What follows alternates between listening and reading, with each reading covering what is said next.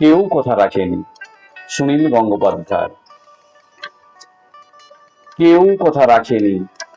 ৩৩ বছর কাটলো, কেউ কথা রাখেনি। ছেলেবেলায় এক বোষ্টমী তার আগমনী গান হঠাৎ থামিয়ে বলেছিল, শুক্লা দ্বাদশীর দিন অন্তরাটুকু শুনিয়ে যাবে। তারপর কত চন্দ্রভোগ অমাবস্যা চলে গেল, কিন্তু সেই বোষ্টমী আর এলো না। 25 বছর প্রতীক্ষায় আছি। মামার বাড়ির মাঝি নাদির আলী বলেছিল, বড় হও দাদা ঠাকুর, তোমাকে আমি 3 প্রহরের বিল দেখাতে নিয়ে যাব।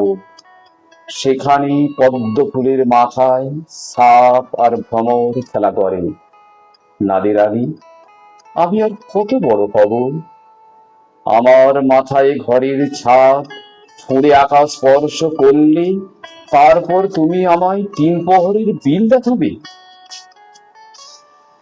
একটাও রয়েল গুলি কিনতে পারিনি কখনো। লাঠি লজেন্স দেখি দেখি চুষেছে লস্কর বাড়ির ছেলেরা। ভিখারির মতন চৌধুরীদের গেটে দাঁড়িয়ে দেখেছি ভিতরে রাস উৎসব। অবিরল রঙের ধারার মধ্যে সুবর্ণ কঙ্কন পরা ফর্সা রমণীরা কত রকম আমোদে হেসেছে। আমার দিকে তারা ফিরেও চায়নি। বাবা আমার কাঁধ ছুঁয়ে বলেছিল, দেখিস একদিন আমরাও। বাবা এখন অন্ধ। আমাদের দেখা হয়নি কিছুই। সেই রয়েলগুলি, সেই লাঠি লজেন্স, সেই রাস উৎসব আমায় কেউ ফিরিয়ে দেবে না।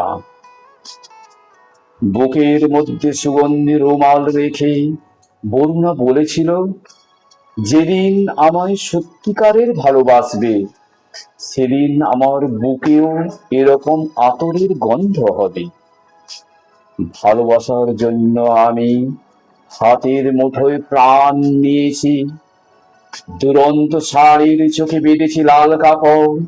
বিশ্ব সংসার তন্ন তন্ন করে খুঁজে এসেছি 108টা নীল পদ্ম, তবু কথা রাখেনি বরুণা।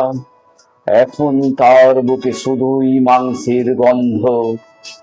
এখনো সেই যে কোনো নারী, কেউ কথা রাখেনি। 33 বছর কাটলো, কেউ কথা রাখেনি। নমস্কার।